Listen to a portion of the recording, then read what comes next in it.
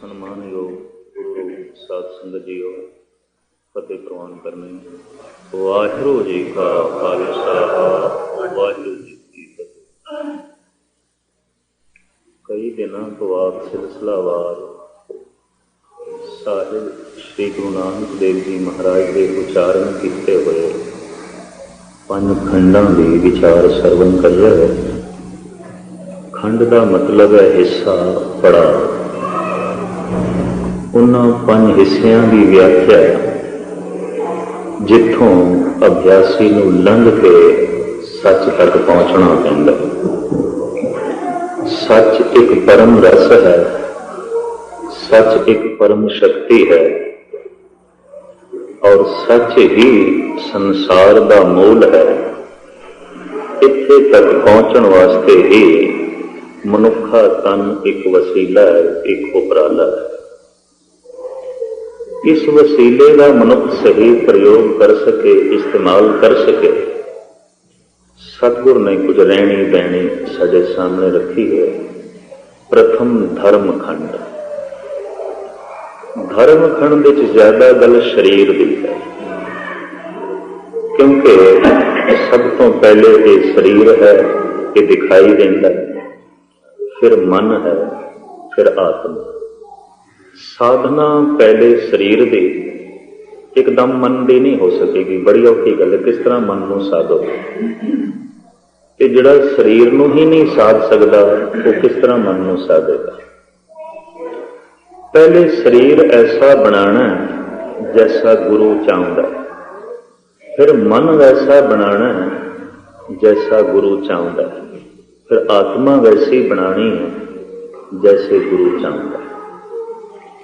ਤੇ ਜਿਹੜਾ ਸਰੀਰ ਦੇ ਤਲ ਤੇ ਫੇਲ ਹੋ ਗਿਆ, ਕਾਮਯਾਬ ਨਹੀਂ, ਅੱਗੇ ਗਮਨ ਹੋਣਾ ਬੜੀ ਔਖੀ ਗੱਲ। ਇਤਨੀ ਮੈਂ ਅਰਜ਼ ਕਰਦੇ ਹਾਂ। ਇਸੇ ਵਾਸਤੇ ਮੁਹੰਮਦ ਸਾਹਿਬ ਨੇ ਵੀ ਬੜੀ ਕਰੜੀ ਸ਼ਰਤ ਰੱਖ ਦਿੱਤੀ ਵੀ ਜਿਹੜਾ ਹਕੀਕਤ ਤੱਕ ਪਹੁੰਚਣਾ ਚਾਹੁੰਦਾ ਹੈ, ਖੁਦਾ ਤੱਕ ਪਹੁੰਚਣਾ ਚਾਹੁੰਦਾ ਹੈ, ਸੱਚ ਤੱਕ ਪਹੁੰਚਣਾ ਚਾਹੁੰਦਾ ਹੈ, ਪਹਿਲੇ ਸ਼ਰਅ ਵਿੱਚ ਆਵੇ। ਸ਼ਰਅ ਪਹਿਲੇ, ਫਿਰ ਤਰੀਕਤ, ਕੁਝ ਤਰਕ ਕਰਨਾ ਹੈ, ਕੁਝ ਛੱਡਣਾ, ਫਿਰ ਮਾਰਫਤ ਦੀ ਦੁਨੀਆ, ਬੈਰਾਗ ਦੀ ਦੁਨੀਆ, ਫਿਰ ਹਕੀਕਤ। ਹੋ ਬਹੁ ਇਸੇ ਤਰੀਕੇ ਨਾਲ ਤਮਾਮ ਭਾਰਤ ਦੇ ਸਨਾਤਨੀ ਰਿਸ਼ੀ ਮੁਨੀਆਂ ਨੇ ਕਹਿ ਦਿੱਤਾ, ਔਰ ਸਾਰੇ ਰਿਸ਼ੀ ਮੁਨੀਆਂ ਦੀ ਜੋ ਸਲਾਹ ਵਿਚਾਰ ਹੈ ਉਸਨੂੰ ਮਨੂ ਮਹਾਰਾਜ ਨੇ ਮਨੂ ਸਮਰਤੀ ਵਿੱਚ ਪੇਸ਼ ਕਰ ਦਿੱਤਾ ਕਿ ਪਹਿਲੇ ਕਰਮ ਕਾਂਡ ਲਾਜ਼ਮੀ, ਫਿਰ ਉਪਾਸਨਾ ਕਾਂਡ, ਫਿਰ ਗਿਆਨ। ਕਰਮ ਕਾਂਡ ਸਰੀਰ ਦਾ ਤਲ, ਉਪਾਸਨਾ ਕਾਂਡ ਮਨ ਦਾ ਤਲ, ਔਰ ਗਿਆਨ ਕਾਂਡ ਆਤਮਾ ਦਾ ਤਲ। ਉਹਨਾਂ ਨੇ ਵੀ ਇਸੇ ਤਰੀਕੇ ਨਾਲ ਸਪਸ਼ਟ ਕੀਤਾ ਕਿ ਸਰੀਰ ਦੇ ਤਲ ਤੇ ਕਰਮ ਵੈਸੇ, ਕਿਰਿਆ ਵੈਸੀ ਜੋ ਗੁਰੂ ਚਾਹੁੰਦਾ, ਮਨ ਦੇ ਤਲ ਤੇ ਵਿਚਾਰ ਵੈਸੇ ਜੋ ਗੁਰੂ ਚਾਹੁੰਦਾ, ਤੇ ਆਤਮਾ ਦੇ ਤਲ ਦੇ ਉੱਤੇ ਸਾਧਨਾ ਉਹ ਜੈਸਾ ਗੁਰੂ ਚਾਹੁੰਦਾ। ਤੇ ਜਿਹੜਾ ਸਰੀਰ ਪਹਿਲੇ ਪੜਾਅ ਦੇ ਉੱਤੇ ਹੀ ਨਹੀਂ ਪਹੁੰਚਿਆ, ਜੋ ਸਰੀਰ ਦੀ ਸਾਧਨਾ ਵਿੱਚ ਹੀ ਸਫਲ ਨਹੀਂ, ਮੁਸ਼ਕਿਲ ਹੈ ਉਸ ਮਨੁੱਖ ਵਾਸਤੇ ਮਨ ਦੀ ਸਾਧਨਾ ਕਰਨੀ। ਔਰ ਇਤਨੀ ਮੈਂ ਅਰਜ਼ ਕਰਾਂ, ਜਿਉਂ-ਜਿਉਂ ਬੰਦਾ ਅੱਗੇ ਜਾਏਗਾ ਸਾਧਨਾ ਔਖੀ ਹੈ। ਸਰੀਰ ਦੀ ਸਾਧਨਾ ਸਭ ਤੋਂ ਸੌਖੀ ਹੈ, ਬਹੁਤ ਸੌਖੀ ਹੈ। ਜੈਸਾ ਗੁਰੂ ਕਹਿੰਦਾ ਵੈਸਾ ਸਰੀਰ ਬਣਾ ਲੈਣਾ। ਜੈਸੇ ਮੁਹੰਮਦ ਸਾਹਿਬ ਨੇ ਕੁਝ ਰਿਵਾਇਤ ਸ਼ਰਅ ਵਿੱਚ ਰਾਇਜ ਕਰ ਦਿੱਤੀਆਂ, ਕਰਮ ਕਾਂਡ ਵਿੱਚ ਕੁਝ ਮਰਿਆਦਾ ਜੋੜ ਦਿੱਤੀ ਹੈ। ਉਪਨਿਸ਼ਦਾਂ ਦੇ ਰਿਸ਼ੀਆਂ ਨੇ, ਵੈਦਿਕ ਰਿਸ਼ੀਆਂ ਨੇ, ਸਨਾਤਨੀ ਰਿਸ਼ੀਆਂ ਨੇ, ਉਹਦੇ 'ਚ ਬਕਾਇਦਾ ਕੁਝ ਪਹਿਰਾਵਾ ਵੀ ਹੈ, ਕੁਝ ਰਹਿਣ ਸਹਿਣ ਦਾ ਢੰਗ ਵੀ ਹੈ, ਕੁਝ ਖਾਣ ਪਾਣ ਦਾ ਢੰਗ ਵੀ ਹੈ। ਉਸ ਦੇ ਵਿੱਚ ਜਿਹੜਾ ਨਿਪੁੰਨ ਹੋ ਗਿਆ ਉਹਨੂੰ ਕਹਿੰਦੇ ਨੇ ਕਰਮ ਕਾਂਡ। ਇਹ ਪੂਰਾ ਕਰਮ ਕਾਂਡ ਹੀ ਹੈ। ਤੇ ਕਰਮ ਕਾਂਡ ਦਾ ਸਿੱਧਾ ਤਾਲੁਕ ਹੈ ਸਰੀਰ ਨਾਲ, ਧਰਮ ਖੰਡ ਦਾ ਸਿੱਧਾ ਤਾਲੁਕ ਹੈ ਸਾਡੇ ਸਰੀਰ ਨਾਲ। ਸਾਡੇ ਸਰੀਰ ਤੋਂ ਕਿਸੇ ਨੂੰ ਚੋਟ ਨਾ ਪਹੁੰਚੇ, ਤੇ ਸਾਡੇ ਸਰੀਰ ਦੀ ਰਹਿਣੀ ਬਹਿਣੀ ਵੀ ਇਸ ਢੰਗ ਨਾਲ ਹੋਵੇ ਜੈਸਾ ਗੁਰੂ ਚਾਹੁੰਦਾ। ਅਗਲੀ ਗੱਲ ਹੈ ਹੁਣ ਮਨ ਦੀ। ਔਰ ਜੈਸੇ ਜੈਸੇ ਮਨੁੱਖ ਅੱਗੇ ਜਾਏਗਾ, ਸਾਧਨਾ ਕਰੜੀ ਹੈ। ਰੰਗਣਾ ਸਰੀਰ ਨੂੰ ਵੀ ਹੈ, ਰੰਗਣਾ ਮਨ ਨੂੰ ਵੀ ਹੈ, ਰੰਗਣਾ ਆਤਮਾ ਨੂੰ ਵੀ ਹੈ। ਇਹ ਮਨ ਸੁੰਦਰ ਆਪਣਾ, ਹਰ ਨਾਮ ਮਜੀਠੇ ਰੰਗਲ। ਪਰ ਇਸ ਤੋਂ ਪਹਿਲੇ ਤਨ ਹੈ, ਇਹ ਸਾਹਮਣੇ ਹੈ, ਇਹ ਅਸਤੂਲ ਹੈ। तो मैं फिर इतनी अर्ज कर देना, तुसी सारे सियाणे हो कि बार बार दोहराने की लोड़ नहीं। जो शरीर के तल दे उत्ते कामयाब नहीं, जैसा गुरु चाहता है वैसा शरीर बना लेना मुश्किल है। वो मनुख मन के तल पे कामयाब हो गए कि जैसा गुरु चाहता है वैसा वो मन बना लगे। वो तो बहुत करड़ी साधना, बहुत औखी साधना। तो इतनी गल मननी पैगी कि गुरु साडे नालों अगे है, गुरु साडे नालों वड्डा है। गुरु ग्रंथ साहब जी महाराज ते अन्य धर्म ग्रंथ कहते हैं कि मनुख के अंदर एक प्रीत है, एक खिच है, एक कशिश है, एक तड़प है। सारियां दे अंदर है, पंछियों के अंदर भी है, पशुओं के अंदर भी है। वो जिहड़ी प्रीत है अपने तो छोटियां दे उत्ते जिस वक्त जाती है, उस प्रीत नूं कहंदे ने स्नेह।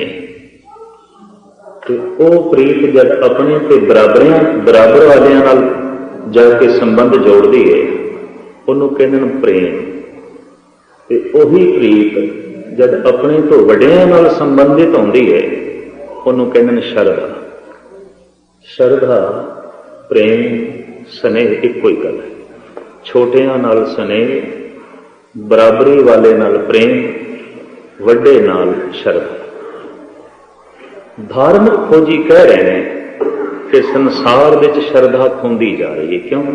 अपने तो वड्डा मनना बड़ी औखी गल है। शरधा होंदी अपने तो वड्डे जो मन लईए, हाँ ये मैथों अगे है, मेरे नालों अगे है, मैथों वड्डा है। तो मनुख का हंकार हुण इतना वड्डा हो गया है कि अपने नालों वड्डा किसी नूं भी मनण नूं राजी नहीं। तो शरधा तो हो ते बराबरी का दर्जा भी देने को तैयार नहीं, प्रेम भी खो गया। बस स्नेह है थोड़ा बहुत, वो बच्चियां दे तल देते हैं। बच्चियां बराबरी देनी बड़ी औखी गई, और प्रेम का जन्म होता है बराबरी की तल पे। इतनी मैं अर्ज कर दें, गुलाम ते मालिक विच कोई प्रेम नहीं होता, दास ते मालिक विच कोई प्रेम नहीं होता। गुरु गोबिंद सिंह जी महाराज ने इस गल को समझिया सी कि मैं अमृत छकाया है, अमृत छकाण के नाते मैं गुरु हाँ ये सिख ने, मैं दाता हाँ ये मंगते हैं।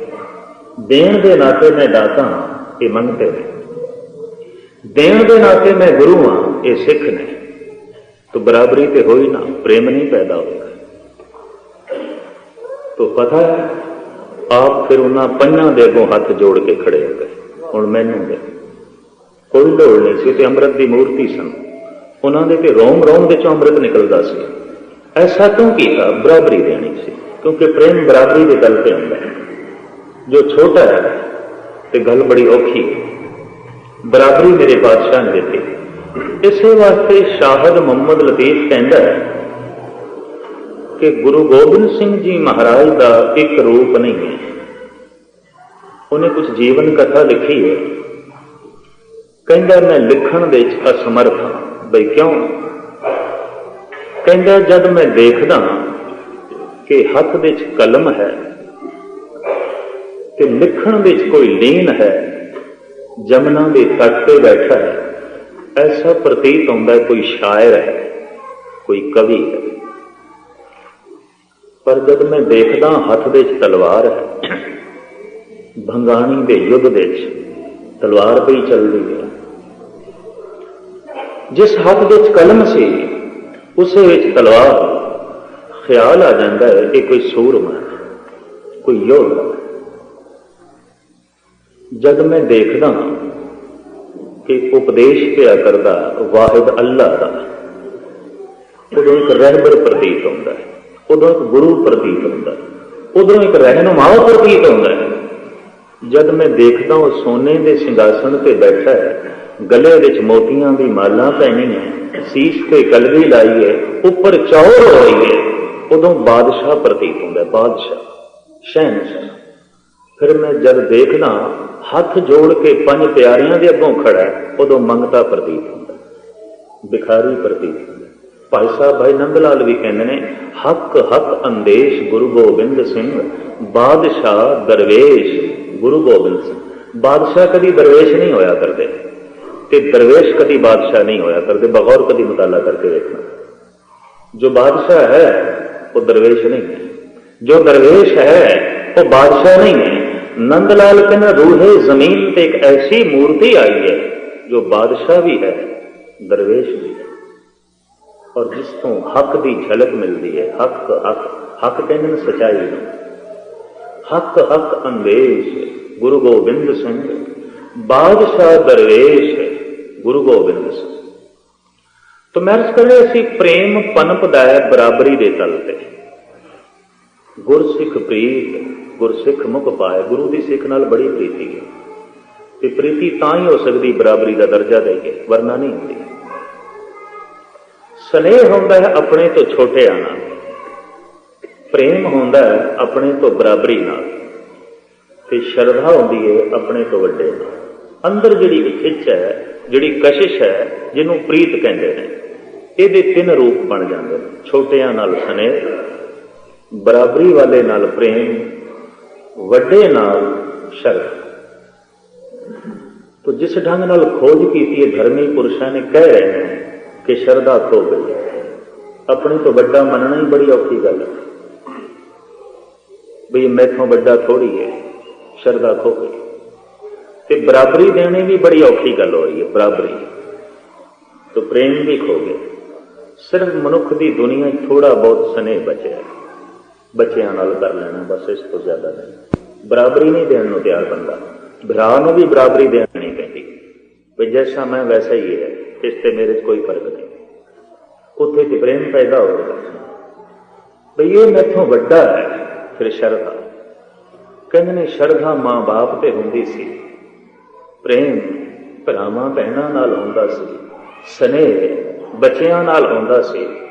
तो बड़ी मुश्किल नाल थोड़ा बहुत स्नेह बचिया, प्रेम खो गया, श्रद्धा खो गई। कि जब मां बाप नूं वड्डा मनण तो मनुख का मन इनकारी होवे, तो गुरु नूं किस तरह वड्डा मनेगा, रब नूं किस तरह वड्डा मनेगा। ऐलानिया तौर पर अद्धी दुनिया अज नास्तिक है, वो ऐलान कर दें कोई रब नहीं।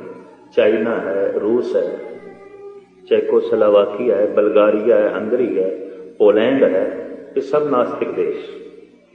चाइना विच बौद्ध मठ उजड़ गए और मस्जिदां ते चर्च रशिया में सुनने हो गए, उजड़ गए। ऐलानिया तौर पर कह रहे कोई रब नहीं, कदों का मर चुके, असीं दी कबर बना दी। दरअसल इतनी गल है, ये कह रहे हैं साथों वड्डा कोई नहीं। अपने तो वड्डा मनना बड़ी औखी गल है, कि जिसनों अपने तो वड्डा मन लईए ते उहदे ते श्रद्धा भी पैदा हो गई होवे। इहदा सबूत की है? इहदा सबूत है कि वड्डे दी गल बंदा ठुकरांदा नहीं, मन लैंदा। मैं कई दफा देखदा कि लोग पुत्रां दी नाजायज गल भी मन लैंदे ने, मित्रां दी नाजायज गल भी मन लैंदे ने, पत्नी दी गलत गल भी मन लैंदे ने, या पति दी गलत गल भी मन लई जांदी है। गुरु दी जायज गल भी नहीं मन्नी जाती। गुरु की सही गल नूं भी मनण तो मन इनकारी है। बगौर कभी मुताला करना, मित्रां की गलत गल भी मन लेंदे, पुत्रां की गलत गल भी मन लेंदे, परिवार की गलत गल भी मन लेंदे, संसार की गलत गल भी मन लेंदे, गुरु की सही गल भी नहीं मनते। कारण कि गुरु नूं बराबरी या अपने तो वड्डा समझना बड़ी औखी गल, बहुत औखी गल। गुरु की गल क्यों ठुकरा देंगे? साथों वड्डा थोड़ी है, साथों नहीं वड्डा। और इस वास्ते मैं अर्ज करना कि सुनना बड़ी सौखी गल है, सुनन लगिया की औखियाई है, मनन लगिया औखियाई है। इस वास्ते मनन वाले भी बड़ी महिमा है। मनने की गत कही न जाए, जे को कहे पछे पछताए। जिन्हें सुन के मन लिया सैकन ओदी महिमा नहीं कह सकते, ओदी महिमा बयान ही नहीं कर सकते। कागज कलम न लिखण हार, मन्ने का बह करन विचार। ऐसा संसार में कोई कागज नहीं कि समुचे कागज देते उस मनुख की महिमा लिख दी जाए जिन्हें मन लिया। ऐसी कोई कलम नहीं, ऐसा कोई लेखक नहीं जो लिख सके। कागज थोड़ा है, कलम है नहीं, लिखण वाला भी कोई नहीं जो उस मनुख की अवस्था बयान कर देवे जिसने सुन के मन लिया। ते गुरु नानक देव जी महाराज का फरमान, जिन्नी सुन के मनिया हों तिन बलहारे। जिसने सुन के मन लिया सदके जाते कुर्बान जाते उस तो निछावर जाते। इन्हें मेरा सुनिया नहीं मनिया। तो सुनन वालियां की भीड़ मैं करीबन समुची दुनिया च वेखी है। लोकी कीर्तन भी सुनते हैं, अखंड पाठ भी सुनते हैं, कथा भी सुनते हैं। सुनन वालियां की बहुत वड्डी भीड़ ते कदी गिणती करोगे मनण वाले, क्षमा करनी दो हत्थां दीयां जड़ियां उंगलियां ने ना, शायद इन्हां दे उत्ते ही गिणे जाण, बस इस तो ज्यादा मनुख नहीं मिलते। बहुत लंबी चौड़ी भीड़ है। सुनना आसान है, सुनन लग्या कोई अपने आप को बदलने की लोड़ भी नहीं। चलो सुन लिया, गल खत्म, सुन ली। पर मनन लग्या तो बदलना पैंदा। ते मनदा मनुख किसदी गल है? जिसदे बारे ये कबूल कर लवे मैथों वड्डा, उत्थे शरदा आउंदी है। शरदा खो गई है, शरदा नहीं गई। इतनी गल मननी पेगी मैथों वड्डा है। ते पुरखा जब तैथों वड्डा है तो फिर गल मन, गल खत्म, फिर ते शरदा नहीं है। अपने तो वड्डा मनना बड़ी औखी गल है। तो जिस दिन मनुख का मन कहता है कि गुरु मेरे नालों वड्डा है, बहुत वड्डा है, बहुत वड्डा है, धार्मिक दुनिया च बहुत अगे है, बहुत अगे है। और जो कुछ भी कहता है सही कहता है, सही कहता है। शरदा ऐसी जागती है, बचन गुरु जो पूरे कहा मैं छीक गाठड़ी बंदा, तो एकदम मन लिया, ठीक है मैं मन लिया। ऐ गुरु जो तू कहा है मैं मन लिया, मैं कबूल करना। और उस दिन सुनिया होया ते गाया होया लेखे लग जाता है। गावया सुनिया तिनका हर थाए पावे, जिन सतगुर की आ गया सत सत कर्मा। उस दिन लेखे लग जाता है। सुनिया होया लेखे लग गया, पढ़िया होया लेखे लग गया, गाया होया लेखे लग गया।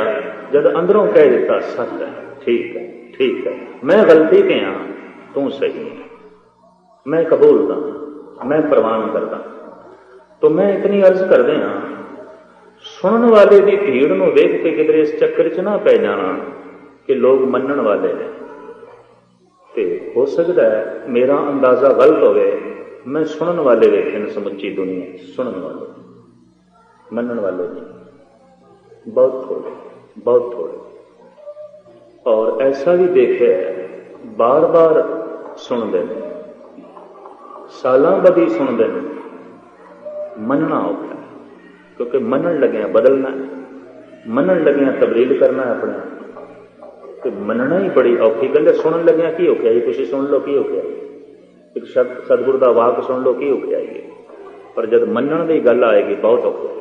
कीर्तन तुम सुन लिया की औखिया जी, कोई औखिया नहीं। जब मनन की गल आएगी औखिया जी। शब्द की कथा तुम सुन ली की औखिया जी, कोई औखिया ही नहीं। कि जब मनन की गल आएगी तो जिहड़ा पुराना ढांचा साडे कोल है तोड़ना पेगा, नवे ढांचे में कबूल करना पड़ेगा। इस वास्ते मनना बहुत औखा है। और इस वास्ते गुरु नानक कहने में तो सदके जाना उस तो जिसने सुन के मन लिया। जिन्हें सुन के मनिया हो तिन बलहारे जा, कुर्बान जाते हैं, सदके जाते हैं। इन्हें निरा सुनिया नहीं, इन्हें मन भी लिया। सुनिए मनिए मन कीता भाव, अंतरगत तीरथ मल्ला। यही अंतरी तीरथ है।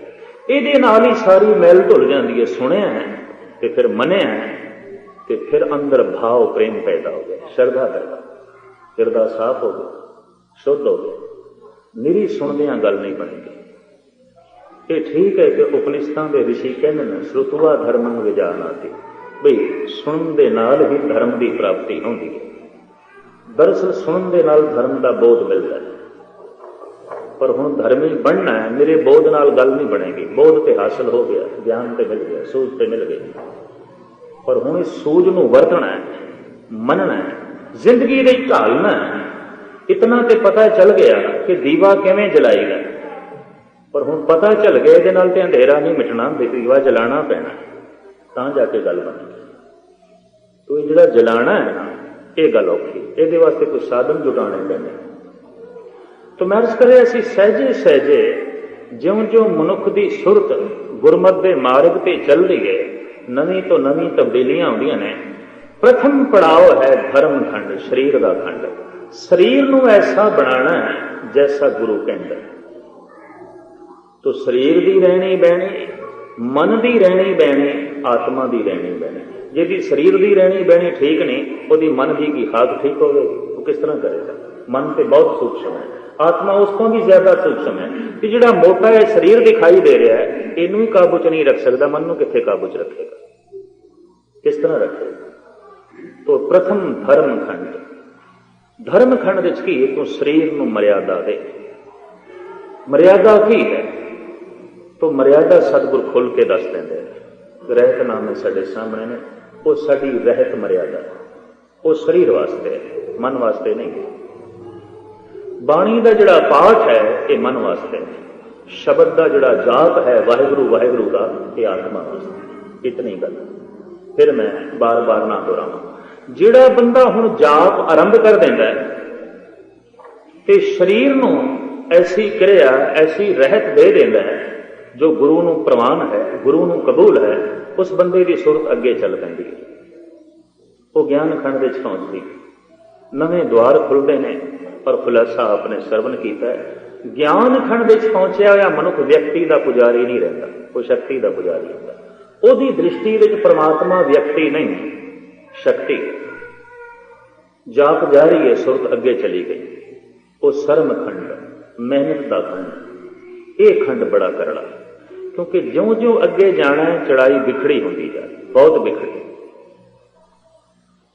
और ये खंड जिथे बिल्कुल अपने आप को बदलना है, मन को बदलना है, बुद्ध को बदलना है, चित्त को बदलना है, आहंग को बदलना है। बदलने का मतलब कि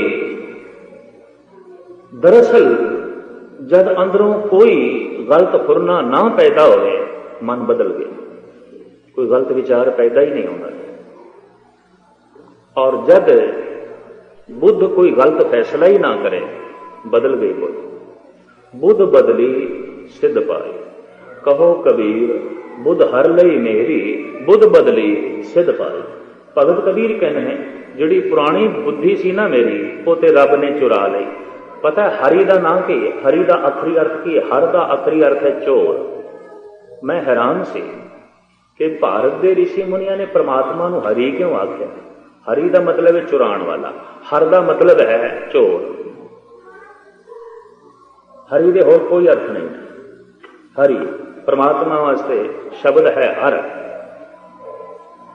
सहजे सहजे जब इसकी तय विच मैं गया, एक गल स्पष्ट हो गई कि ज्यों बंदा परमात्मा के नेड़े जाता है, परमात्मा मनुख के पुराने संस्कार खो लेंदा, पुरानी बुद्धि खो लेंदा। इस वास्ते भगत कहते हैं पुरानी जिंदगी नहीं लई, तो रब लै गया, चुरा के लै गया, पता ही नहीं चलिया कदों लै गया। ज्यों उसके नेड़े आया पुराना ढांचा ही लै गया साडा। कहो कबीर बुद्ध हर लई मेरी, बुद्ध बदली सिद्ध पाई। पुरानी बुद्धि तो मेरी रब ने चुरा ली, ते बुद्धि बदल गई, ते सिद्धि मिल गई, आनंद मिल गया, रस मिल गया। भगत कबीर ने इत्थे आके रब नूं ठग भी कह दिता है, हर ठग जग को ठगौरी लाई। बड़े प्यारे ये शब्द ने। हरि शब्द बड़ा कीमती है। वाकई जाप करदे सुरत नेड़े गई ना, पुरानी जिंदगी नहीं रहनी, रब लै जाएगा। पुराने संस्कार नहीं रहेंगे, परमात्मा ले जाएगा। पुरानी बुद्धि नहीं रहेगी, गुरु ले जाएगा, नहीं रहेगी। इस वास्ते वो हरि है, इस वास्ते वो हर लैंदा है, इस वास्ते वो चुरा लैंदा है। तो सरम खंड विच बुद्धि बदल जाती है, गलत फैसले नहीं करती। चित्त बदल जाता है, गलत गल्लां नूं याद नहीं करता। और समझ लेना चाहिए उत्थे कि चित्र गुप्त ठीक हो गया, मनुख का अंदर का चित्र भी ठीक हो गया, बुद्धि भी ठीक हो गई, मन भी ठीक हो गया। आहंग भाव जिहड़ा हंकार से वो भी बदल गया। वो बदल गया खुददारी विच, वो बदल गया खुदी विच, वो बदल गया अणख विच। जाप जारी है, ये ठीक है, मन का रूप बदल गया है, पर मन मरिया नहीं। इतनी मैं अर्ज कर दी। शर्म खंड च मन मरिया नहीं, मन का रूप बदले, अंदरों गलत विचार पैदा नहीं होते, सही पैदा होते हैं। पर कर्म खंड कदे विचार रहिंदे ही नहीं, मन रहिंदे ही नहीं। मन मरे धात मर जाए, बिन मन मूए कैसे हर पाए। बिना मन की मौत तो किवें रब मिल सकता है, मिलेगा ही। शर्मखंड विच मन है, शुभ विचार ने, चंगे विचार ने, पर विचार है निर्विचार अवस्था नहीं, जिसके बारे मेरे पातशाह कहने ने, सुन मंडल एक जोगी वैसे, नार ना पुरख कहो पौ कैसे। गुरु अर्जन देव जी, सुन मंडल, कोई विचार नहीं, अपुर अवस्था, निर्विचार अवस्था। उत्थे एक जोगी बैठा है, एक परम जोत है, ना स्त्री है ना पुरुष है। नार ना पुरख कहो को कैसे। परमात्मा नर नारी नहीं है, परमात्मा स्त्री नहीं है, परमात्मा पुरुष भी नहीं है, ना नर है ना नार है। तो सुन मंडल एक जोगी वैसे, नार ना पुरख कहो को कैसे। सुन मंडल ਇਹਦਾ मतलब विचार खो गए। और उस अवस्था कर्मखंड की अवस्था इतना प्यार प्रबल होया है, विचार खो गए, विचार कोई नहीं, निर्विचार अवस्था। मन मर गया, मन अंतर बोले सब कोए, मन मारे बिन भगत ना होए। शर्मखंड विच खतरा बनया रहिंदा है थोड़ा जिहा। मनुख पिछे भी मुड़ सकता है, मनुख अगे भी जा सकता है। इतनी साधना करके धर्म खंड, ज्ञान खंड ते शर्म खंड तक पहुंचे है, थोड़ा जिहा खतरा रहिंदा है। विचार ते शुभ हो गए ने, लेकिन अजे भी गलत संगत विच बैठण नाल शुभ विचार खत्म हो सकते हैं, और मलीन विचार पैदा हो सकते हैं। कुसंगत, पैड़ी संगत, गलत थां ते बैठण नाल खतरा है, शर्मखंडी वास्ते खतरा है। और मैं चंगे चंगे इस तरह के गुरसिख वेखे, बड़ी साधना करते सन, बड़ा भजन करते सन, कुछ अगे चले भी सन, मुड़ गए, बिल्कुल मुड़ गए। होले होले चले सन, कोई जोर का धक्का लगे, थले जा पे। जिवें कोई 8 मंजिला मकान के उत्ते खड़ा होवे और बिल्कुल किनारे पे खड़ा होवे, उन्होंने एक धक्का दे के थले गिराया जा सकता है, पर कोई थले खड़ा होवे, उन्होंने एक धक्का दे के ऊपर नहीं चढ़ाया जा सकता, उते होले होले चढ़ेगा। हूबहू इसी तरीके नाल साधना कर करके मनुख कदी बुलंदियां नूं छूंदा है, इक्को ही कुसंगत का धक्का लगता थले, इक्को ही। और कई मैं देखदा इक्को ही धक्के नाल गिरे ने, ऐसे गिरे ने थले ही आ गए। कईयां दी हड्डियां चिकनाचूर हो गए, उठण की हिम्मत ही कोई नहीं, हुण उठ भी सकी है, हुण उठण की इच्छा ही नहीं रही। हुण कोई गुरुद्वारा भी हुंदा है, कोई बाणी का रस भी है, कोई गुरु भी है, कोई मेरी सभ्यता भी है, कोई मेरी तहजीब भी है, बिल्कुल भुल गए। ऐसी हड्डियां टूटियां ने, उठण की हिम्मत भी कोई नहीं, बह गए, बिल्कुल लेट गए, बिल्कुल ढह गए। इक्को सट, इक्को धक्का, इतना जोर का लगा है, थले जा गए। तो शर्मखंड विच यह खतरा बनया रहता है। मन जिहड़ा है, इहदी एक हाल आदत है कि विचारां दे प्रवाह दे विच रहना, और इस विचारां दे प्रवाह का नाम ही मन है। ये डोलता रहता है, कदी सज्जे कदी खब्बे।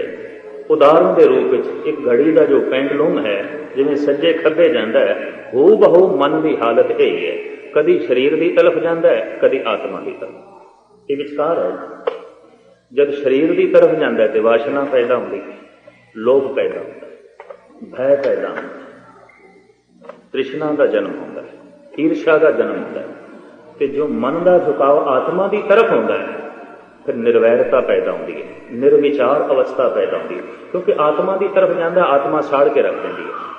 आत्मा ने एक जोत मनिया गया, आत्मा एक अगन है, ब्रह्म अगन है, वो साड़ दी है, विचारों को खत्म कर दी, निर्विचार हो जाता है, ये निर्भय हो जाता है, पवित्र हो जाता है, संतोखी हो जाता है। अजे आत्मा के नेड़े थोड़ा जिहा गया होता है, फिर वापस कभी बगौर मुताला कर लेना, कभी चंगे ख्याल ने, कभी माड़े ख्याल, कभी पवित्रता है, कभी अपवित्रता है, कभी कुर्बानी पढ़न नूं जी करता है, कभी नेड़े आने नूं भी जी नहीं करता, कभी कीर्तन सुनन नूं जी करता है, कभी सुनन नूं बिल्कुल नहीं जी करता। बगौर मुताला करना, ये डावां डोल हालत बन गई, कभी सज्जे कभी खब्बे। शरीर अपनी तरफ खिंचता है, आत्मा अपनी तरफ खिंचता है, और दोवें तरफ की खिंच मौजूद है। और दोवां तरह की खिंच ने तरह तरह के वसीले बना रखे हैं। मन शरीर की तरफ खिंचे, संसार के बड़े साधन ने, ते मन आत्मा की तरफ खिंचे, ये धर्म मंदिर साधन ने। जितने धर्म मंदिर ने ये सिर्फ इस वास्ते ने कि मन का झुकाव आत्मा की तरफ हो। ज्यों ज्यों आत्मा की तरफ होंदा है, यह निर्विचार होंदा है, अपुर होंदा है, खो जाता है, विचार खो जाता है, विचार नहीं रहता। और सहजे सहजे उस अवस्था में जाके मनुख पहुंच जाता है, सुन मंडल एक जोगी वैसे, नार न पुरख कहो को कैसे। त्रिभुवन जोत रहे लिवलाए, सुर नर नाथ सचे सरनाई। उस अवस्था अंतर सुनन बाहर सुनन, त्रिभुवन सुनन सुन। सुन समाद अनहद तैनाद, कहन न जाए अचरज दिस। कोई फुरना ही नहीं, अफुर अवस्था, सुन समाद, अंदर कोई विचारों का प्रवाह नहीं। विचार खो गए, मन खो गए, मन के वेग ही खत्म हो गए। साधना की पद्धति वख-वख है। शब्द का जो जाप करना है, जिहदे आसरे ते धर्म गण ज्ञान खंड ते सर्व खंड चो लंघ के निर्विचार अवस्था कर्म खंड विच पहुंचना है। गुरु घर विच जाप है, धुन विच ध्यान जोड़ना। कुछ भगत इत्थे त्रिकुटी विच ध्यान जोड़ के भी साधना करते रहने। कबीर के बचनों तो ऐसी प्रेरणा मिलती है। कबीर कहते त्रिकुटी संद में पेखिया, घट हूं घट जागी, ऐसी बुद्ध समाचरी घट माए ते आ गई। कबीर की साधना शुरुआत की इत्थे दी है, वो ध्यान इत्थे जोड़ता है। भगत बहनी के मैं बोल पढ़े ने गुरु ग्रंथ साहब जी महाराज दे, वो कहते हैं ईड़ा पिंगला सुखमना। क्योंकि मैं एक कर्मखंड की विचार लै बैठा, तो है ये उन्हां वास्ते जो अभ्यास करदियां करदियां कोई माड़ी मोटी झलक वेख चुके हैं, नहीं तो बाकियों वास्ते गल फिजूल होगी। हो सकता है वो समझन समझ जाया हो रहा है, क्योंकि अगां की गल है। तो भगत बहनी जी महाराज का फरमान, उन्होंने शब्द गुरु ग्रंथ साहब जी महाराज के दर्ज है। ईड़ा पिंगला सुखमना, तीन बसे एक ठाए, बैणी ते संगम प्रयाग, मन मज्जन करे ते थाए। प्रयागराज के कुंभ का मेला लगे, ते भगत जन बेणी नूं कहण लगे आओ चलीए कुंभ के मेले ते इशनान करिए गंगा जमुना ते सुरस्ती विच। वो तिन्हां दा उत्थे संगम मंदन वैसे दो ही ने, गंगा ते जमुना। सुरस्ती बारे कहण गुपत है, थल्लों आउंदी है। बैणी ने गल खोल दी है कि वास्तविक त्रिवैणी का संगम कित्थे है ते की है। भगत कहते हैं आओ चलिए कुंभ के मेले से स्नान करिए प्रयागराज में। बैणी कहते मैं तो रोज करदा। हुण कित्थे गुजरात का इलाका, कित्थे यूपी दे प्रयागराज, सैकड़े मील बल्कि हज़ारां मील की वाट। तुसी रोज स्नान करते हो, किस तरह करते हो? आप कहते ने ईड़ा पिंगला सुखमना, तीन बसे एक ठाए, बैणी ते संगम प्रयाग, मन मज्जन करे ते थाए। आ जिहड़ी नासपा की सज्जी सुर है ना, इनू ज्योतिष ग्रंथ ईड़ा कहते हैं, खब्बी नूं पिंगला कहते हैं। उपरों एक होर सुर आउंदी है विचकार मस्तक दे, उन्होंने सुखमना कहते हैं, ते तिन्हां दा जोड़ इत्थे मंनदे ने, इहनूं त्रिकुटी कहते हैं। धार्मिक ग्रंथों के जिस ढंग की विचार है मैं थोड़े सामने रखता था। त्रिकुटी भगत कबीर ने भी इसे का जिक्र किया। त्रिकुटी संद में पेखिया, घट हूं घट जागी, ऐसी बुद्ध समाचरी घट माए ते आगी। गंग जमन के अंतरे सहज सुन के घाट, कहां कबीरे मठ किया, खोजत मुनि जन बाट। ये जी सज्जी सुर है कबीर ते बैणी कहते ने, ये गंगा है, और ये जो खब्बी है ये जमुना है, ते उपरों जी सुखमना आउंदी है वो गुप्त सुरस्ती है। ਉਹ ਗੁਪਤ ਹੈ, ਨਹੀਂ ਦਿਖਾਈ ਦਿੰਦੀ। ਉੱਥੇ ਗੁਪਤ ਹੈ, ਅੰਦਰੋਂ ਹੀ ਆਉਂਦੀ। ਉਹ ਨਾੜੀ ਅੰਦਰੋਂ ਹੀ ਆਉਂਦੀ। ਉੱਥੇ ਪ੍ਰਯਾਗਰਾਜ ਤੇ ਕਹਿੰਦੇ ਨੇ ਸੁਰਸਤੀ ਗੁਪਤ ਆਉਂਦੀ ਹੈ। ਗੰਗਾ ਦਿਖਾਈ ਦੇ ਰਹੀ ਹੈ, ਜਮਨਾ ਦਿਖਾਈ ਦੇ ਰਹੀ ਹੈ, ਸੁਰਸਤੀ ਹੈ ਹੀ ਕੋਈ ਨਹੀਂ, ਕੋਈ ਨਹੀਂ ਬਿਲਕੁਲ। ਕਹਾਣੀ ਇਹ ਬਣਾਈ ਗਈ ਹੈ ਗੁਪਤ ਹੈ। ਜ਼ਮੀਨ ਦੇ ਥੱਲੋਂ ਆਉਂਦੀ ਹੈ ਤੇ ਇੱਥੇ ਆ ਕੇ ਮਿਲਦੀ ਹੈ ਕਿ ਤ੍ਰਿਵੈਣੀ ਦਾ ਸੰਗਮ ਹੈ। ਤ੍ਰਿਵੈਣੀ ਦਾ ਸੰਗਮ ਨਹੀਂ, ਦੁਬੈਣੀ ਦਾ ਸੰਗਮ ਹੈ। ਉੱਥੇ ਦੋ ਦਰਿਆਵਾਂ ਦਾ ਇਕੱਠ ਹੈ, ਤਿੰਨ ਦਰਿਆਵਾਂ ਦਾ ਇਕੱਠ ਨਹੀਂ। ਪਰ ਆਮ ਸੈਂਕੜੇ ਸਾਲ ਤੋਂ ਪ੍ਰਚਲਿਤ ਕਥਾ ਇਹ ਹੈ ਤ੍ਰਿਵੈਣੀ, ਤਿੰਨ ਬੈਣੀਆਂ ਦਾ ਸੰਗਮ, ਤਿੰਨ ਦਰਿਆਵਾਂ ਦਾ ਸੰਗਮ, ਹਾਲਾਂਕਿ ਦੋ ਨੇ। ਗੁਰੂ ਗ੍ਰੰਥ ਸਾਹਿਬ ਨੇ ਗੱਲ ਨੂੰ ਖੋਲ੍ਹਿਆ ਕਿ ਤ੍ਰਿਵੈਣੀ ਕੀ ਹੈ। ਦਰਅਸਲ ਬਾਹਰ ਦੇ ਪ੍ਰਤੀਕ ਚੁਣ ਕੇ ਮਨੁੱਖ ਨੇ ਅੰਦਰ ਦੀ ਖੋਜ ਕੀਤੀ। ਅੰਦਰ ਦੀ ਜੇ ਧਰਮ ਮੰਦਰਾਂ ਵਿੱਚ ਦੀਵਾ ਜਗਾਉਣ ਦੀ ਪ੍ਰੇਰਨਾ ਸੀ ਤਾਂ ਸਿਰਫ ਇਤਨਾ ਕਿ ਤਨ ਮੰਦਰ ਵਿੱਚ ਪ੍ਰਮਾਤਮਾ ਦੇ ਨਾਮ ਦੀ ਜੋਤ ਜਲ ਰਹੀ ਹੈ। ਨੌਨਿਤ ਅੰਮ੍ਰਿਤ ਪ੍ਰਭ ਕਾ ਨਾਮ ਦੇਹੀ में इसका विश्राम। ਲੰਬੇ ਚੌੜੇ ਵਿਆਖਿਆਨ ਨਹੀਂ ਆਉਂਦੇ ਸਨ। ਮਨੁੱਖ ਪ੍ਰਤੀਕਾਂ ਤੋਂ ਹੀ ਇਸ਼ਾਰੇ ਲੈਂਦਾ ਸੀ, ਇਸ ਜਲਦੇ ਹੋਏ ਦੀਵੇ ਤੋਂ ਇਸ਼ਾਰੇ ਲੈ ਸਕੇ। ਪ੍ਰਾਚੀਨ ਸਮੇਂ ਤੋਂ ਮਰਿਆਦਾ ਚਲੀ ਆ ਰਹੀ ਹੈ ਹਿੰਦੂ ਮੰਦਰਾਂ ਵਿੱਚ, ਸਨਾਤਨ ਮੰਦਰਾਂ ਵਿੱਚ, ਵੀ ਜਿਉਂ ਪ੍ਰਵੇਸ਼ ਕਰੋ ਤੇ ਪਹਿਲੇ ਘੜਿਆਲ ਵਜਾਓ, ਘੰਟਾ ਵਜਾਓ। ਵੀ ਮੰਦਰ ਦੇ ਵਿੱਚ ਪ੍ਰਵੇਸ਼ ਤਾਂ ਹੀ ਹੋ ਸਕੇਗਾ। ਆਵਾਜ਼, ਸ਼ਬਦ, ਧੁਨ ਪਹਿਲੇ ਚਾਹੀਦੀ। ਧੁਨ ਤੋਂ ਬਿਨਾਂ ਗੱਲ ਨਹੀਂ ਬਣਦੀ। ਧੁਨ ਮੇਂ ਧਿਆਨ, ਧਿਆਨ ਮੇਂ ਜਾਣਿਆ, ਗੁਰਮੁਖ ਅਕਥ ਖਾਣੇ। ਸਾਹਿਬਾਂ ਨੇ ਸਾਨੂੰ ਕਹਿ ਦਿੱਤਾ ਤੈਨੂੰ ਪਿੱਤਲ ਦਾ ਘੰਟਾ ਵਜਾਉਣ ਦੀ ਕੀ ਲੋੜ ਹੈ। ਜ਼ੁਬਾਨ ਤੈਨੂੰ ਰੱਬ ਨੇ ਕਿਸ ਵਾਸਤੇ ਦਿੱਤੀ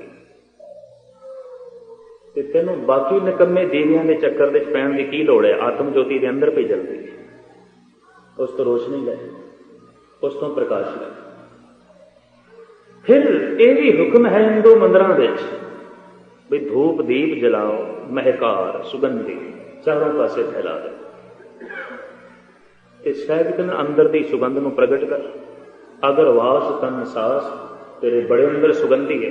ਜਿਸ ਦਿਨ ਬੰਦਾ ਨਾਮ ਤੱਕ ਪਹੁੰਚਦਾ ਹੈ, ਯਕੀਨ ਜਾਣੋ ਸਰੀਰ ਵਿੱਚ ਦੁਰਗੰਧੀ ਨਹੀਂ ਰਹਿੰਦੀ। ਇਹ ਗੱਲ ਵੱਖਰੀ ਹੈ ਕਿ ਸਿਆਣੇ ਮਨੁੱਖ ਇਸ ਵਿਚਾਰ ਨਾਲ ਸਹਿਮਤ ਨਾ ਹੋਣ।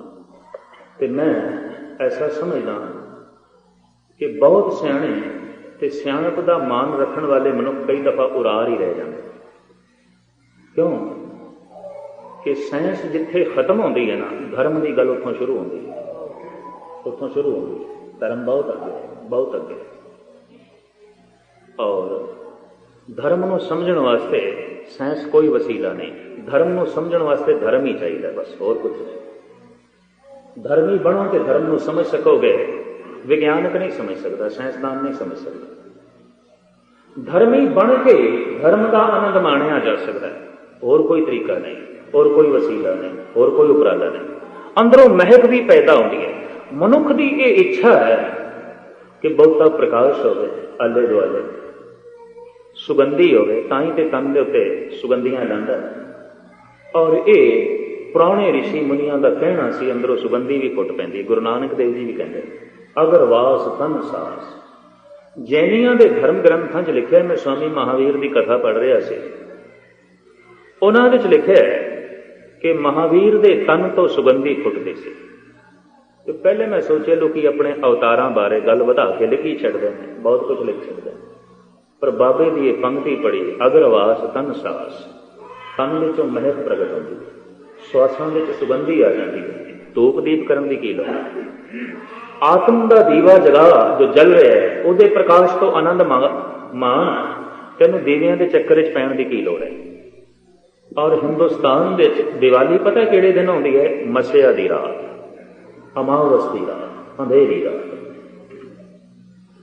ਔਰ ਮੈਂ ਹੈਰਾਨ ਹਾਂ ਕਿ ਦੀਵਾਲੀ ਜੈਨੀ ਵੀ ਮਨਾਉਂਦੇ ਨੇ, ਦੀਵਾਲੀ ਬੋਧੀ ਵੀ ਮਨਾਉਂਦੇ ਨੇ, ਦੀਵਾਲੀ ਸਨਾਤਨੀ ਮਨਾਉਂਦੇ ਨੇ, ਦੀਵਾਲੀ ਸਿੱਖ ਮਨਾਉਂਦੇ ਨੇ। ਇਸ ਦੀਵਾਲੀ ਨਾਲ ਕਰੀਬਨ ਹਿੰਦੁਸਤਾਨ ਦੀਆਂ ਤਮਾਮ ਕੌਮਾਂ ਜੁੜੀਆਂ ਹੋਈਆਂ ਨੇ। ਉਹ ਬੜਾ ਸਿਰਮੌਰ ਤਿਉਹਾਰ ਹੈ, ਬੜਾ ਕੌਮੀ ਤਿਉਹਾਰ ਹੈ। ਲੇਕਿਨ ਅਸਲੀ ਗੱਲ ਖੋ ਗਈ। ਇਹ ਤਿਉਹਾਰ ਸੀ ਧਾਰਮਿਕ। ਮੱਸਿਆ ਦੀ ਰਾਤ ਨੂੰ ਦੀਵੇ ਜਗਾਓ, ਪ੍ਰਤੀਕ ਸੀ, ਇਸ਼ਾਰਾ ਸੀ, ਐ ਬੰਦੇ ਤੇਰੀ ਜ਼ਿੰਦਗੀ ਮੱਸਿਆ ਦੀ ਰਾਤ ਹੈ, ਬਿਲਕੁਲ ਅੰਧੇਰੀ ਰਾਤ, ਕੱਖ ਵੀ ਕੋਈ ਨਹੀਂ, ਭਟਕਣ ਤੋਂ ਬਿਨਾਂ ਹੋਰ ਕੁਛ ਨਹੀਂ, ਠੇਡੇ ਠੋਕਰਾਂ ਤੋਂ ਬਿਨਾਂ ਹੋਰ ਕੁਛ ਨਹੀਂ। ਤੂੰ ਇਸ ਰਾਤ ਨੂੰ ਦੀਵਾ ਜਲਾ। ਔਰ ਅਮਾਵਸ ਦੀ ਰਾਤ ਨੂੰ ਹੀ ਦੀਵਿਆਂ ਦੀ ਲੋੜ ਹੈ। ਚੰਦਰਮਾ ਦੀ ਰਾਤ ਹੈ, ਪੂਰਨ ਪ੍ਰਕਾਸ਼ ਹੋਵੇ, ਚੰਦਰਮਾ ਦਾ ਦੀਵਿਆਂ ਦੀ ਕੀ ਲੋੜ ਹੈ। नहीं, अमावस की रात लोड़ है। अंधकार के नाल भरिया हुआ साडा जीवन है, इनू ज्योतिमान कर। अंदर एक जोत जल रही है, अंदर एक दीवा जल रहा है। उस अंदर दे दीवे तो कुछ चानना मिल सके ते पहुंच सके मनुख, बाहर दीवे जलाण की प्रथा चले और अनहद नाद नूं मनुख सुन सके ते नाद का उच्चारण कर सके, शब्द का उच्चारण करके अनहद नाद तक पहुंच सके। घंटे बजाण की प्रथा चले, अध्यात्मक सुंदरता ते सुगंधी का आनंद मान सके। धूप दीप की प्रथा चली, धूप जगांदा रहे, अगरबत्तियां जलांदा रहे, अंदर की महक का कोई पता ना चले। बाहर दीवे मनुख जलांदा रहे, अंदर के दीवे का कोई बोध ना मिले, ते बारों घंटे वजांदा रहे, अनहद नाद का कोई पता ना चले, सिवाय पखंड तो होर कुछ नहीं। साहिबगंज त्रिबैणी की है, उत्थे नहीं इशनान करना, उत्थे दे इशनान नाल की होना। बैणी ते संगम प्रयाग मन मज्जन करे दिखा। बैणी कहने की जिहड़ी सज्जी सुर है ये गंगा है, खब्बी जिहड़ी सुर है ये जमुना है, उपरों जिहड़ी आ रही है सुखमना ये सुरस्ती है। ते तिन्हां दा इत्थे इकट्ठ मंदे ने, कहंदे त्रिकुटी। ते कबीर नूं जद पुछया गया भी तू कहना मैं रब दे दर्शन कीते ने, कित्थे कीते ने, किहड़े मंदिर दे कीते ने, किहड़े काबे दे, किहड़े शहर दे, किहड़े तीरथ ते तू रब दे दर्शन कीते ने? कहंदा त्रिकुटी संद मैं वेखिया। मैं तो इत्थे वेखे, अपने विच वेखे, मैं किसी तीरथ के दर्शन नहीं कीते, मैं किसी मंदिर के दर्शन नहीं कीते, मैं किसी खाने काबे के दर्शन नहीं कीते। त्रिकुटी संद मैं वेखिया, घट हूं घट जागे, ऐसी बुद्ध समाचरी घट माए ते आ गई। मैं तो इत्थे त्रिकुटी दे विच उसकी झलक नूं वेखिया। और इसे नूं भगत कबीर कहने ने प्रयाग है। गंग जमन के अंतरे सहज सुन के घाट, तहां कबीरे मन मठ किया खोजत मुन जन बात। बई त्रिकुटी किस तरह तुसी इस दे तुस झलक नूं वेखिया ते इस नूं विनिया। कहंदे उत्थे एक घाट बने होया, कादा सहज सुन के घाट। सुन अपुर, कोई फुरना कोई विचार नहीं। सहज का मतलब है सरलता, विखमता नहीं, सरलता। सहज सुभाए होए सो होए, करने हार पछाणे सो। सहजे जिन प्रभ जान पछाणिया, नानक नाम मिले मन माने। सहज की अकथ कथा है निराली। किस वक्त सहज का मैं खुलासा करांगा। गुरमत दे सहज प्रवान है, अत नहीं। और गुरु अर्जन देव जी महाराज का फैसला अति हूं धक्का खाए। जो अत करता है वो धक्के ही खाता। अत की कि शरीर नूं थका के चिकना चूर करना, ये हट है, ये अत है नहीं। इतना नहीं थकाना कि शरीर टूट जाए। जिंदगी के किसी पहलू च अत नहीं करने। कहते ने सैन नाई दे घर संध्या के वक्त 3-4 प्राहुणे आ गए ते तिन्ने चारे संत ते सैन नाई की धुम्मां पईयां होईयां सन भी पुरखा ब्रह्म ज्ञानी है, ये पुरुष ब्रह्म ज्ञानी। तो कुदरती गल है, ब्रह्म ज्ञानियों के घर ब्रह्म ज्ञानी आने सन। तिने चारे भजने एक 4 संत प्राहुणियां नूं वेख के सैन ने अपनी घरवाली नूं कह दिता बई भोजन बना। अज खुशकिस्मती है, संत आए, भगत आए, तू भोजन बना। भोजन बनना शुरू होया। संध्या सी। संध्या के आखिरी अर्थ ने संधि, जोड़। जिथे दिन ते रात का जोड़ होवे, दिन दिन ना होवे, रात रात ना होण, जिहड़ा वेला इसनूं संध्या कहंदे ने। संधि, दिन ते रात की संधि, दिन ते रात का जोड़, संध्या। और ये संध्या 2 टाइम होती है। सवेरे अमृत वेले भी संध्या चक्कर च ना पैना, उत्थे भी जिस वक्त पो उठती है। दिन दिन ना होवे, रात रात ना होवे, संध्या संधि, दिन ते रात की संधि। जिथे दिन ते रात की जिस वक्त संधि होती है, भजन वास्ते हिंदुस्तान के ऋषि मुनिया ने वो वक्त चुने। जिथे दिन दिन नहीं, रात रात नहीं। दिन मनुख नूं भटकांदा है और दिन मनुख के मन नूं बहुत खिलारदा है। चिड़ी चुवगी ओ उठी वजन बहुत तरह ते रात मनुख के उत्ते अपना गलबा पाती है, वो अपनी दुनिया च रह जाती है। इस वास्ते प्राचीन समय तो संत जना ने हुक्म किया संध्या, जिथे दिन दिन नहीं है, रात रात नहीं है, उस वक्त तू भजन करना, मदद मिलेगी, प्रकृति को मदद मिलेगी, समा मदद करेगा, वक्त मदद करेगा। इस वास्ते उस वक्त नूं, उस समय नूं गुरु नानक ने कह दिता अमृत वेला। अमृत वेला, वो वेला ते अमृतमई है, दिन दिन नहीं है, रात रात नहीं है, अमृत वेला। इस वास्ते सानू 2 टाइम गुरुद्वारे आने की ताकीद है। बकायदा रहतनामे पढ़ोगे 2 टाइम आने की ताकीद है। यह गल वखरी है कि मुसलमानों को मुहम्मद साहब ने 5 टाइम की ताकीद कर दी, सानू 2 टाइम की। और ये 2 बड़ा प्राकृतिक है, सही है, नियम पूर्वक है और कुदरत से पूरा उतरता है। संधि दिन दिन नहीं है, रात रात नहीं है। पुरखा 5-10 मिनट बैठ के भजन कर ले, इत्थे तेरे उत्ते दिन अपना गलबा नहीं पाएगा और रात अपना गलबा नहीं पाएगी। जब पूर्ण रात हो गई तो नवे बंदे वास्ते भजन करना औखी गल हो जाएगी। जब पूर्ण रूप से दिन हो गया तो भी भजन करना औखा हो जाएगा। जब दिन दिन नहीं है, रात रात नहीं है, तो उदों कोशिश कर। तो 2 वक्त सानू मिलते हैं संध्या, एक सवेरे एक हों। और वाकई इन्हां 2 समयां दा बड़ा भारी प्रभाव है। संधि संध्या अनंत काल तो ऋषि मुनि भगत जन इन्हां 2 समयां अभ्यास करते रहने नाम का, शब्द का, पढ़ना लिखना दिन भर, अभ्यास करना सवेरे ते शाम। किस वक्त? संध्या के वक्त, जब संधि आती है। त्रिकुटी संध मैं देखिया घट हूं घट जागी। त्रिकुटी दे नाल संधि करके जोड़ जोड़ के मैं देखे उस परम जोत गंग जमन के अंतरे सहज सुन के घाट। तहां कबीरे मत किया खोजत मनु जन बाट। उत्थे सहज ते सुन दा घाट। सहज मैं अर्ज कर रहा सी, सहज अवस्था। तो संध्या का वक्त भोजन इत्थे बनन लग पिया। सहज ते सरलता वेखो तुसी सहन आई। वो 4 संत कहन लगे बई सैन जी जिन्ने चिर तक भोजन बनता है तो थोड़ा भजन कर लीए। संध्या संधि दिन दिन नहीं है, रात रात नहीं है, समय तो लाभ उठा लो।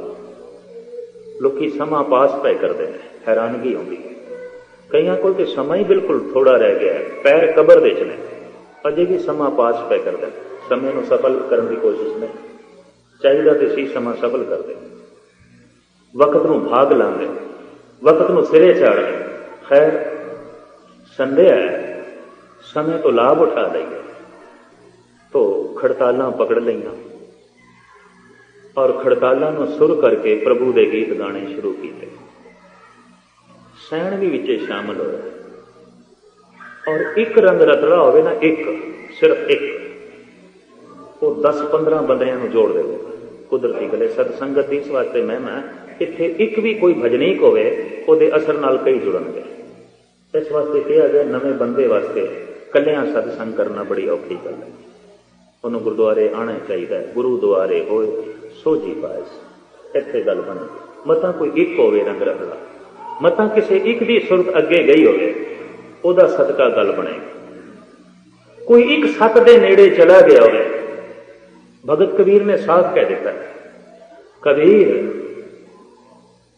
वास्तविक 10-15 साधु अगर जिथे बैठे हो भजन कर रहे हो तो कबीर कहने उथे चोर चला जाए। कबीर धरती साध की साधना करने वाले जिथे बैठे हो, जुड़े हुए जिथे बैठे हो, तस्कर बैसे गाय उथे चोर आ जाए। गाय कहने थान उस थान से चोर आ जाए, डाकू आ जाए। धरती भार ना ब्या पाई उनको लाहू ला। साधुओं से कोई असर नहीं पैना उस चोर का, पर चोर बदल जाएगा, ठग बदल जाएगा। अगर वाकई वो साधु ने, इतनी मैं अर्ज कर, अगर वाकई वो साधु ने, हुण तो मैं देखना साधुओं के डेरिया की चोरी हो जाती, बदलना की खाक बदलना। लोग साधुओं ने लुट के लै जाते, जिन्होंने कहते संत जी ने अगे डाका पै गया, हाथ हो गए, डाकू बदलिया। इतने तो सज्जन ठग बदल जाता, बाबे का बचन सुन के, बाबे का गीत सुन के। चोर बदलिया नहीं, भगत कबीर कहते हैं धरती भार न व्यापी उनको लाहू लाए, चोर लाहा खट के ले जाए, चोर की जिंदगी बदल जाएगी। कहते हैं एक सूफी संत लेटिया होया सी अपनी झुग्गी च, एक चोर वड़ गया उसकी झुग्गी च। ठंड के दिन सन, कंबल ओढ़ के सूफी सुता होया सी, सारा घर टटोलिया, झुग्गी टटोली, चोर के हथ कुछ नहीं आया। वो जिस वक्त जान लगा ना झुग्गी तो फकीर कहता भी गुरमुखा गल सुन, मेरे घर में तेनों होर कुछ नहीं लभ्या, मैनू अफसोस है, तू खाली जा रहा है, रात बड़ी ठंडी है, ए कंबल लैंदा जा, यही है मेरी कुल दौलत, ए लैंदा जा। कहते चोर बदल गया, पैरी पै गया, मुड़ के जिंदगी कदी चोरी। साधु के घरों चोर होके आए तो फिर चोरी, साधु के घरों ठग होके आए फिर ठगी, साधु के घरों जालम होके आए तो फिर जालम नहीं। बाबर ने तो सिर झुका दिता सी गुरु नानक देव अगों, भावें बड़ा जालम सी, भावें बड़ा कठोर सी। खैर मुख्तसर अर्ज करिए, रंग रतड़े उन्होंने चारां विचों किसी की सुरत जरूर जुड़ी होगी। जब चारों कीर्तन करन लगे किसी की सुरत जरूर जुड़ी है, तो जब जुड़ी है तो बाकी तिना की भी जुड़ गई। ऐसी जुड़ी सारी रात लंघ गई, सैन की घर वाली उड़ीकती रही, भोजन बना के मैं बैठी हाँ भी कदों ये आवन पूछा कर, और जुड़ गए। सारी रात का प्रण लैके ये चारे नहीं बैठे, इन्नी मैं अर्ज कर रही, प्रण लैके नहीं बैठे सन भी सारी रात जागना ही है, ऐसा प्रण नहीं किया। वो तो हट हो जाएगा, वो तो अत हो जाएगा कि अति हूं धक्का था। तो जे हट करके सारी रात जागने की कोशिश करिए, कई दफा मैं देखना जो सवेरे के वक्त चले जाइए ना, उन्होंने गुरुद्वारे में निरा ही जो है शफाखाना बनाया होता, हस्पताल कोई इधर डिगया पे आता, कोई उधर डिगया पे आता, कोई उधर डठा पे आता, चेहरे कुमलाए हुए, हद हो गए, सारी रात कीर्तन किया है, चेहरे से कोई ताजगी नहीं, कोई खेड़ा नहीं, कोई मस्ती नहीं, कोई सरूर नहीं, अत किया है, अति हो सकता था। अति सर्वत्र विवर्जते चाणक ऋषि। राजा बिकमरा जीत दा राजगुरु साफ कहता है अति सर्वत्र विवर्जते, जिंदगी के हर पहलू के अत का त्याग कर दे, अत ना कर, क्योंकि जिंदगी की एक सीमा है, हर इंद्रिय की एक सीमा है, शरीर की शक्ति की एक सीमा है कि जब तू असीम काम करेगा तो अत है, कि जब अत करेगा तो अति हूं धक्का था। गुरु अर्जन देव जी महाराज का फैसला, अति सर्वत्र विवर्जते। सिख जगत के हट वास्ते कोई थां नहीं, हट योग वास्ते कोई थां नहीं, सहज योग, सहज सुभाए, होए सो होए, करने हार बचाने सो, सहजे जिन प्रभ जान पछाने, नानक नाम मिले मनवा। सहजे सुरत जुड़ गई, सारी रात लंघ गई, एक पल विच लंघ गई, क्योंकि परम सुख से, परम आनंद से। एक घड़ी जो सानू समा दसदी है ना, साइंसदाना ने बनाई है, एक घड़ी परिपूर्ण परमात्मा ने साडे अंदर बनाई है, वो होर समा दसदी है, ਉਹਦੇ ਸਮਾਂ ਦੱਸਣ ਦਾ ढंग ਹੋਰ है। ਬੰਦਾ ਦੁੱਖ ਦੇ ਵਿੱਚ बैठा ਹੋਵੇ, दुख ਦੇ ਵਿੱਚ ਕਹਿੰਦਾ ਵਕਤ ਲੰਘਦਾ ਹੀ नहीं, एक मिनट मानो एक दिन बन गया, एक दिन मानो एक युग बन गया, लंघदा ही दुख ਦੇ ਵਿੱਚ बैठा। रात का वक्त है, घर ਦੇ ਵਿੱਚ कोई मौत हो गई है चंचे, कोई असाध पीड़ा ਦੇ ਵਿੱਚ पै गया, ਕਹਿੰਦਾ रात लंघदी नहीं, गिण हटिया मैं तारे, ये रात की एक युग बन गई है, दुख दे समा लंबा हो जाता है, बहुत लंबा। ते बंदा बड़ी प्रसन्नता च बैठा है, खेड़े च बैठा है, मस्ती च बैठा है, कहता लै अज दा दिन हुणे आया हुणे ही चला गया, इन्नी छेती, एक मिनट च लंघ गया। अज दी रात ये कोई रात है, ये आई ते चली गई सिर्फ एक मिनट नहीं, रात का समा तो उतना ही है, पर खुशी दे समा छोटा हो जाता है।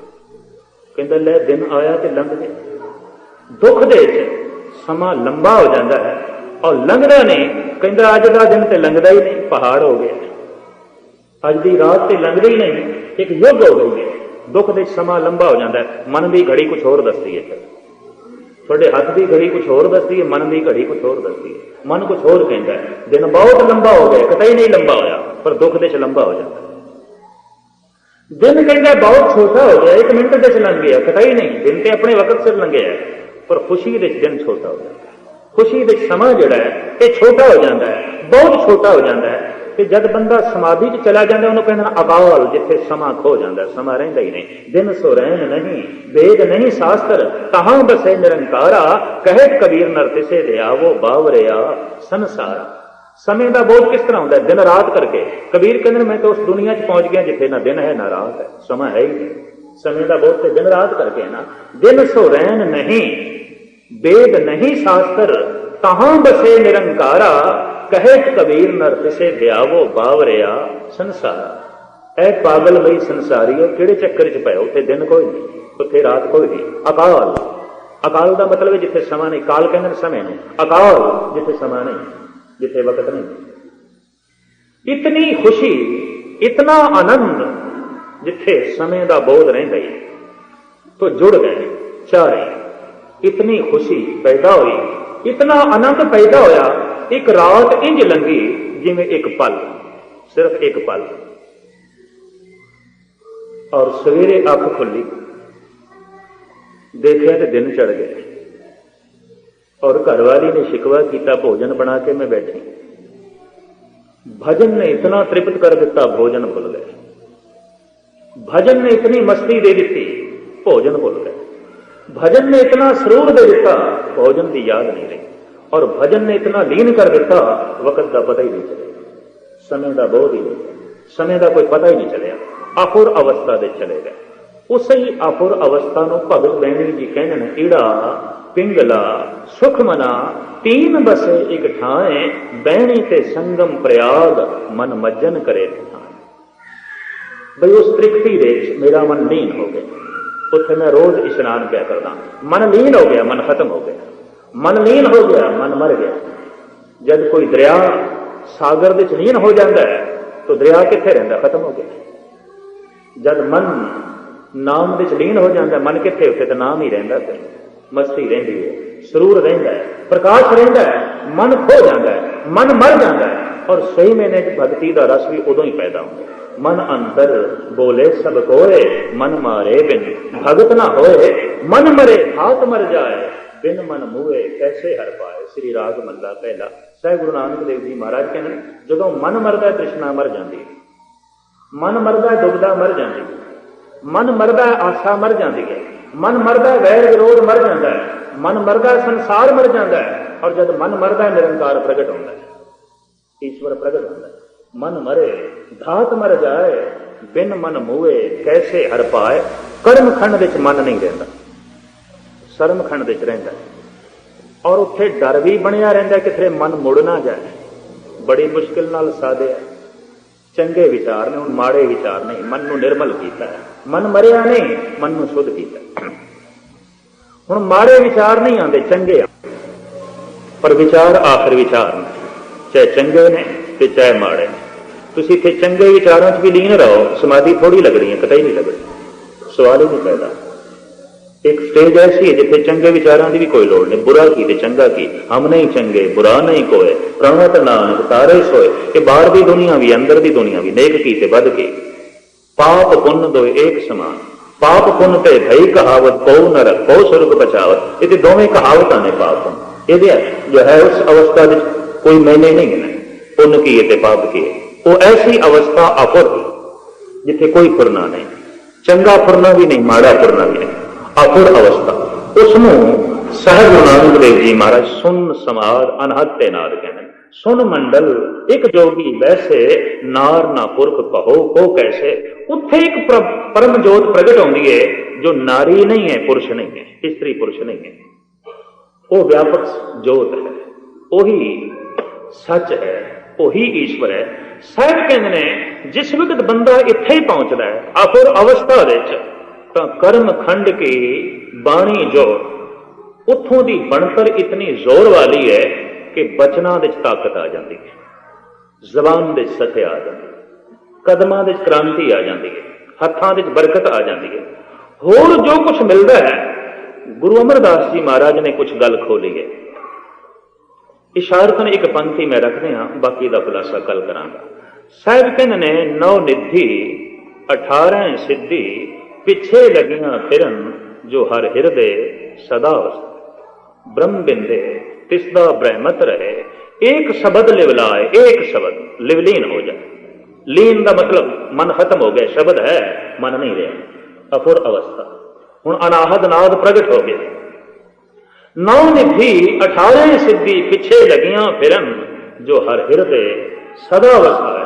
बड़ी क्रांति आएगी, बहुत कुछ बदलेगा और शरीर दे चों भी उस दियां झलकां मिलणगियां।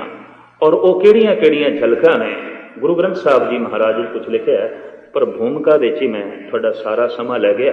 अज मेरी कोशिश सी कि गल नूं मुकाईए तो कुछ होर शुरू करिए, पर ज्यों बुलावे त्यों बोले स्वामी, कुदरत कौन हमारी।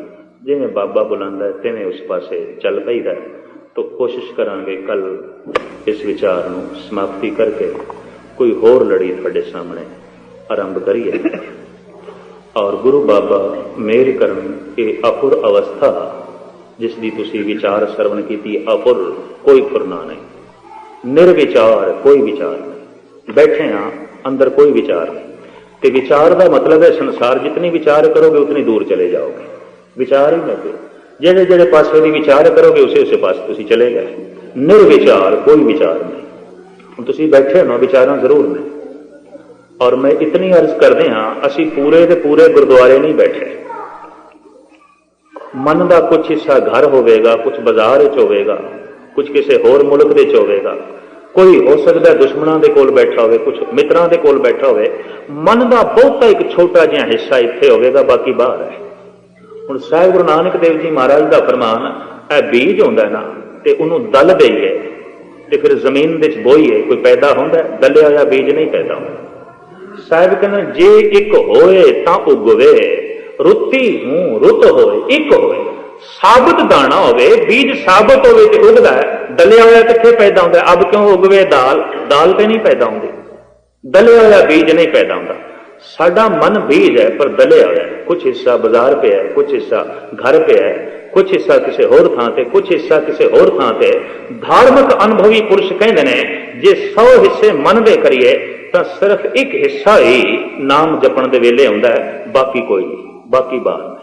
हुण इन्हां सारियां नूं इकट्ठा करना है, इसे नूं साधना कहंदे। ते जिस दिन सारे इकट्ठे होकर नाम जपदे ने उस दिन मन मर जाता है, अफुर अवस्था, कोई विचार ही नहीं, कोई फुरना ही नहीं। क्योंकि जिथे जिथे दे विचार उत्थे उत्थे असीं पहुंचे हुए हैं। विचार ही सानू दूर लै जांदे ने, विचार सानू संसार विच लै जांदे ने, निर्विचार अवस्था सानू परमात्मा विच लै जांदी है। तो बाहर भटकण दी जाच ते आ गई है, अंदर आउण दी जाच नहीं आई।